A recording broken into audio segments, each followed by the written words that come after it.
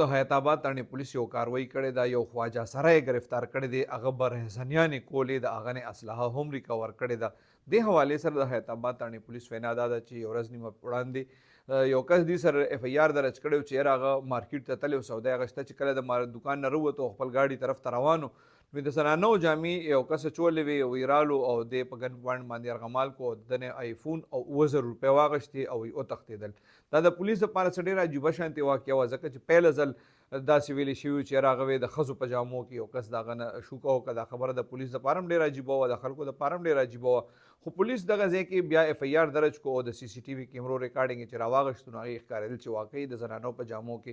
د پولیس خیال دا و چې یاره دا به څوک زنانه وي، خو چې کله بیا پولیس په ساینسي خطوط باندې کار شروع کو او دغه کس یې ګرفتار کو، نو پته ولګېده چې دا زنانه نه وه بلکې دا خواجه ساره و. پولیس وایي دا خواجه سره چې کوم دی د خپل جرم منلی دی، وایي د ده نه اسلحه هم ریکور ده.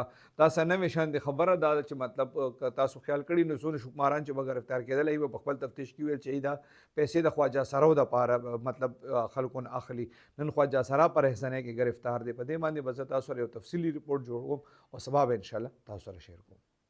د حیات آباد تاڼې پولیس یو کاروایی کړې ده. یو خواجه سره یې ګرفتار کړی دی. هغه برهزنیانې کولې، د هغه نه اسلحه هم ریکور کړې ده. دې حوالې سره د حیات آباد تاڼې پولیس وینا دا ده چې یو ورځ نیمه وړاندې یو کس دې سره اف ای آر درج کړی و چې یاره هغه مارکیټ ته تللی و، سودا یې اخیسته. چې کله د دوکان نه راووتو او خپل ګاډي طرف ته روان و، نو د زنانو جامې یو کس چولې وې، وی رالو او دې په ګن پوینټ باندې ارغمال کو. د نه آیفون او 2000 روپۍ واغشتې او وی وتښتېدل.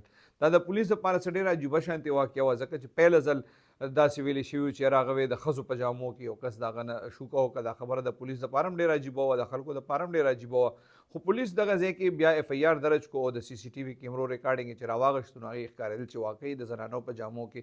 د پولیس خیال دا و چې یاره دا به څوک زنانه وي، خو چې کله بیا پولیس په ساینسي خطوط باندې کار شروع کو او دغه کس یې ګرفتار کو، نو پته ولګېده چې دا زنانه نه وه بلکې دا خواجه ساره و. پولیس وایي دا خواجه سره چې کوم دی د خپل جرم منلی دی، وایي د ده نه اسلحه هم ریکور ده. دا څه نوې شانتې خبره دا ده چې مطلب که تاسو خیال کړي نو څونه شماران چې به ګرفتار کېدل، هغوی به په خپل تفتیش کې ویل چې دا پیسې د خواجه سرو دپاره مطلب خلکو نه اخلي. نن خواجه سره په رهزنۍ کې ګرفتار دی. په دې باندې به زه تاسو سره یو تفصیلي رپورټ جوړوم او سبا به انشاءالله تاسو سره شیر کوم.